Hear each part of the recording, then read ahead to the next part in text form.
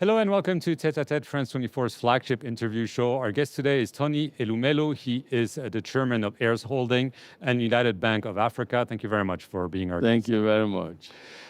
The French President Emmanuel Macron has appointed you at the helm of a so-called Africa-France Impact Coalition. What is behind those intentions? There are always announcements that sound very impressive, but what does it mean concretely? No, first is I'm not the only one. President Macron invited a few of us together to work with him in setting this up, and I'm honored and privileged to be one of those. But let me say that I am an admirer of President Macron.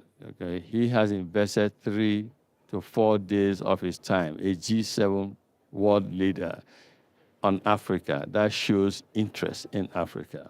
And why are we here? It's about the future of Africa, about Africa moving forward. It's about understanding the past, our history, but more importantly, facing the future with optimism and trying to meet as private sector leaders with policymakers to forge partnerships that will help us attract massive private global capital into Africa so that collectively we can develop Africa. Collectively, we can provide the infrastructure deficit that we need so much of in Africa so that access to electricity can be put upon. We just left a conversation, and my message was clear. As the founder of the Tony Elumelu Foundation, the leading African philanthropy that supports, empowers young Africans across all 54 African countries. I'm very close to the young ones. I listen to them. They are frustrated. They have a lot of energy and are enthusiastic and committed to developing Africa. They face joblessness, unemployment. They can do more, but the critical thing we need to face is power, improving access to power. So this kind of forum is fantastic, is very good. President Macron has come with the French private sector leaders. He has come with French policymakers. African private sector leaders are here. African leaders and policymakers are here. All of us sitting together to think of how to fix improvement in, for me, electricity. There's also conversation on education. There's conversation about other things. But these are things we want to do, and this is why I'm here.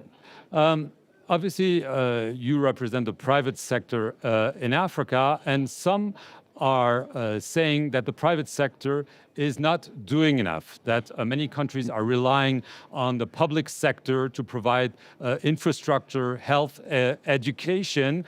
What can the private sector do to do what the public sector seems to be doing not so well? I think that is Africa of before, not Africa of today.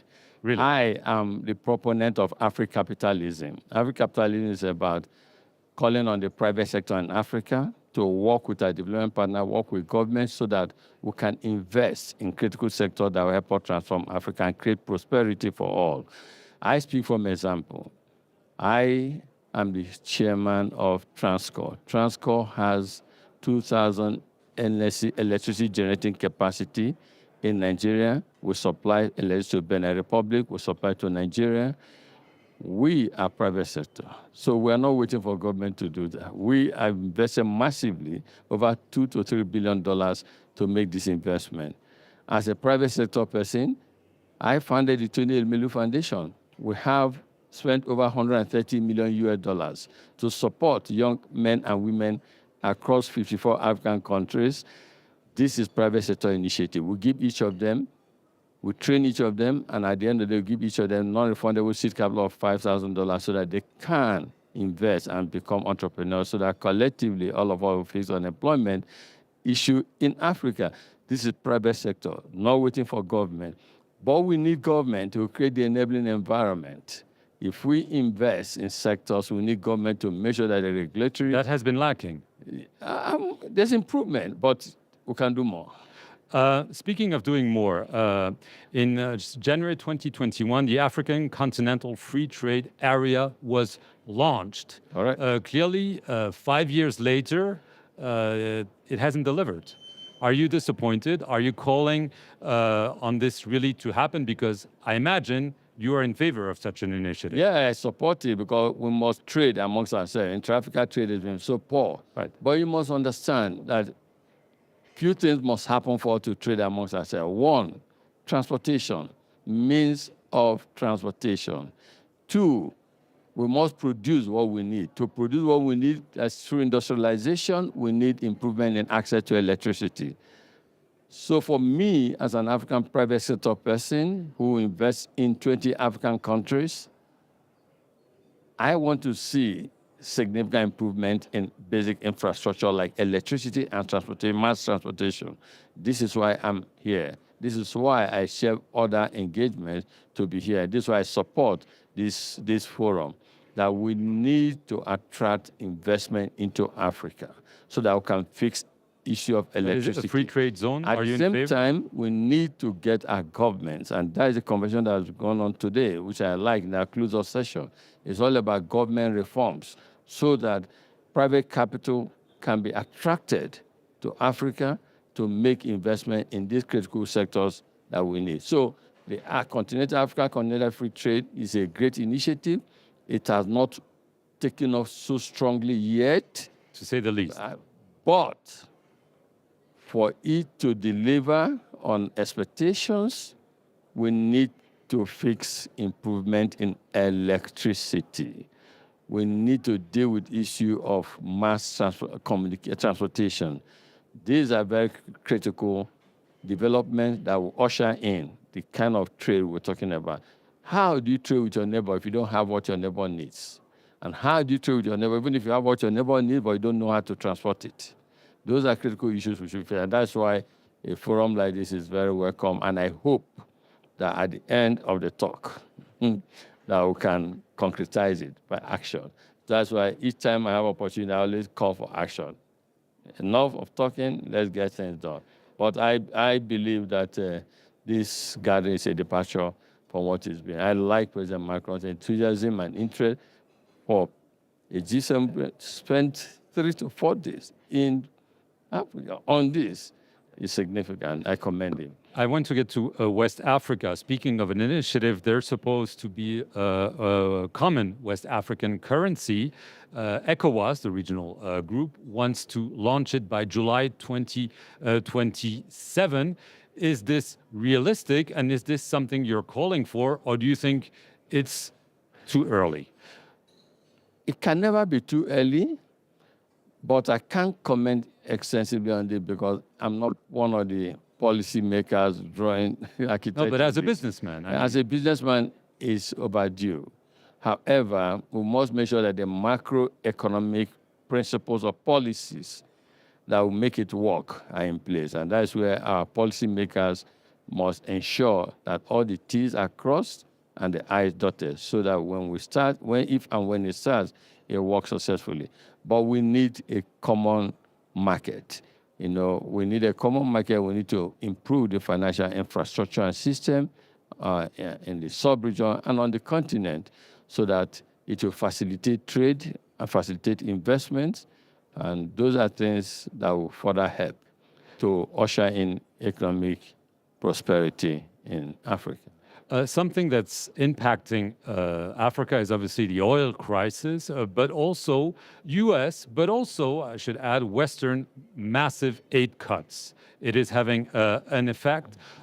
Is this maybe a way for also the private sector to be even more present? If there's less development aid, someone needs to step up because there's a need.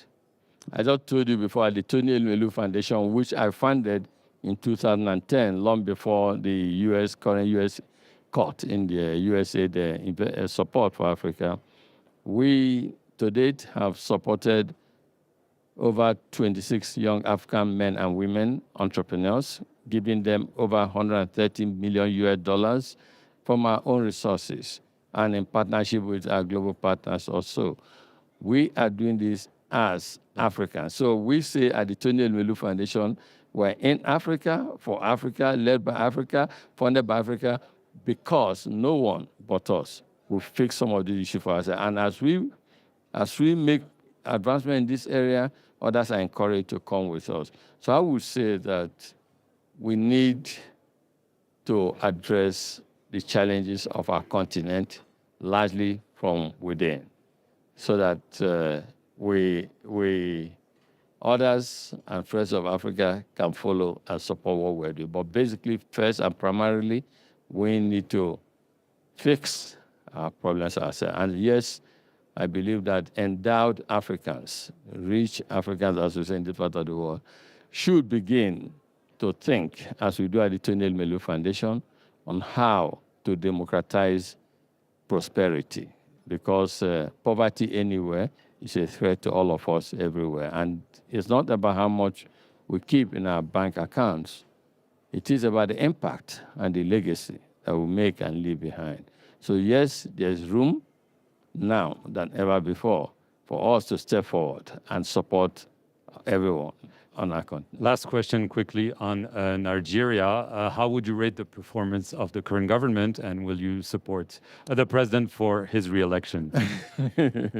I'm a You're private smiling. sector person. Yes, yes. So You're I will not speak, any private I will sector. speak not as a politician, but the fact is, for us, we are private sector. We are driven by investment opportunities. We go to where capital is welcome. I do business on 4 continents: America, Europe, Africa, and Middle East. I have operations in 24 countries across the world. I may take my investment to where it is most needed, where the environment is most hospitable. And so the fact that I'm investing more in Nigeria at a time like this shows that things are improving. Okay, thank you very much, Thank you. Tony Elumelu, for being our guest here in Nairobi. Thank you all for watching this edition of Tête à Tête on France 24.